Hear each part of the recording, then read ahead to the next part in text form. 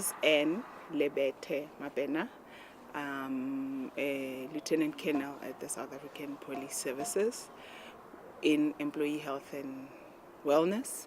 Then within Employee Health and Wellness, we've got units that are spiritual services that has pastors, chaplains, and then we've got social work services with social workers, and then we've got a psychologist, and then the fourth wing of Employee Health and Wellness is quality of work life. Okay.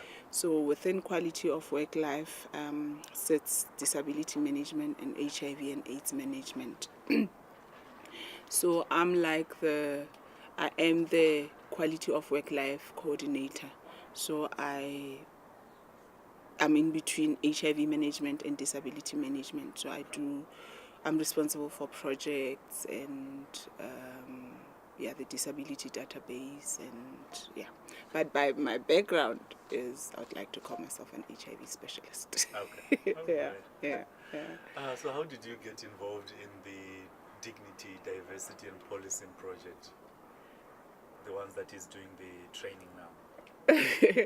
Okay, because I sit within quality of work life as the quality of work life coordinator, Kenal Ramonwana, who is the head of quality of work life in Gauteng, couldn't attend the course. Okay. And so she said that I must attend it. But because also by nature I'm an activist. Okay. Yeah, my history goes back to the TAC and all that. You mean like LGBT activist or human rights activists? Yeah, human rights activists. So that's how I got involved. Okay. Yeah. Tell me a story about the transgender within the South African police. Yes. Just tell us the story and how you're trying to solve it. Yeah. So this person, we had gone to market our services of quality of work life at one of the SAPS units. And so when we got there, so we were telling them about what we do and all that, and then we also mentioned that we have a COC project that focuses on the LGBTI community. So after the whole marketing process, an individual came to us, and what was funny about this individual is that I know all these things on paper, you know. Yeah. And now I'm faced with this individual, very beautifully looking lady, all made up, and I'm looking at her and I'm thinking, yeah, are you rocking, girl? You know, she was really rocking. Yeah. So now, and I see her stature, and I'm tempted to call her a he. Uh-huh.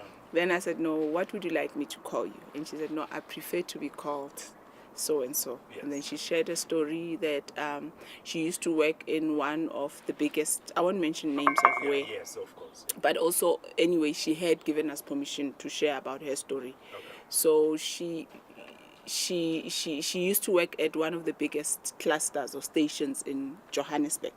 And so then she got transferred.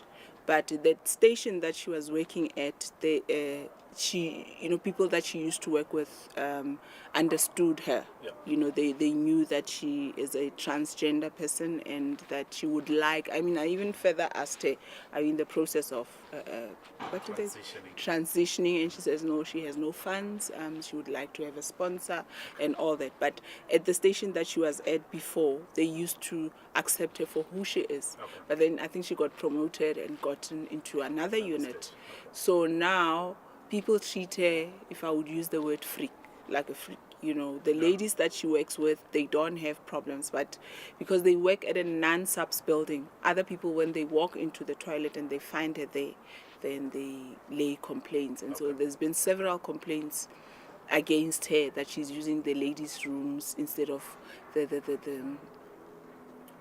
male toilets, you know. And then she explained that when I'm in the male bathrooms, then I feel uncomfortable because I'm not me, you know, and either I have to wait till everybody moves and then I have to then do my thing, but still I feel unsafe. I feel, you know. And then in the ladies' room, she still doesn't. She's fine with it, but people don't want her there.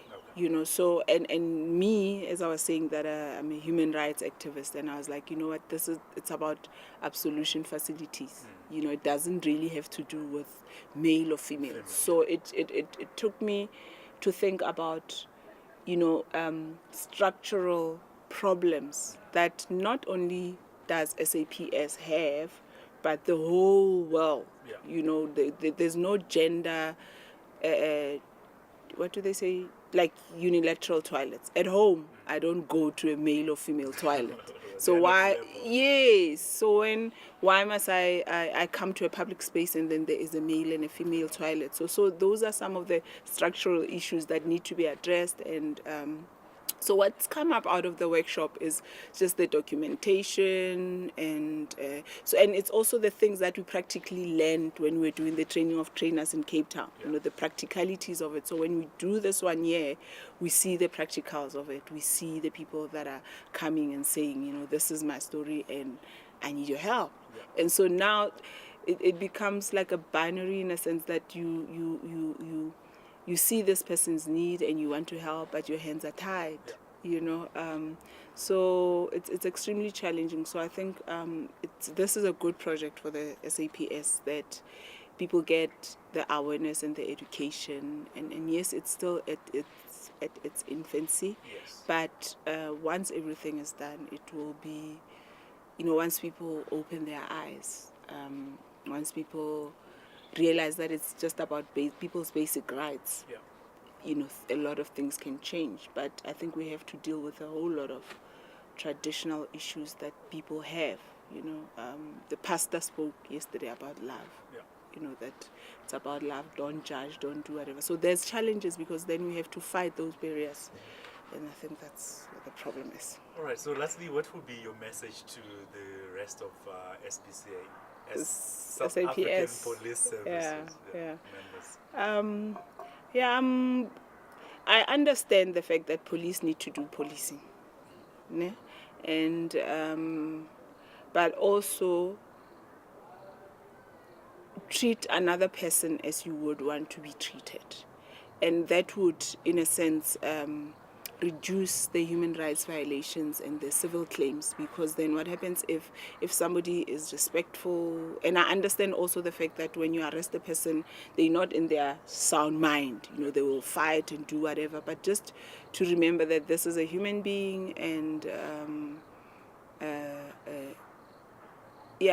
it's a human being, and then it will most likely assist the SAPS not going the route of civil claims, because that's one of the biggest things that we're having. So I think once policemen understand that, then it would really, really help the organization, and the money, as was discussed yesterday, can be used for other things, the other important things that can make policing better.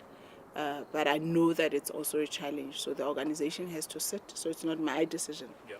So there needs to be more of these dialogues, there needs to be more of these forums where people voice, so that we as EHW and COC understand where people are coming from. Yes. So we don't come with assumptions and think that police are wrong or the community is wrong, but we have to have a middle ground.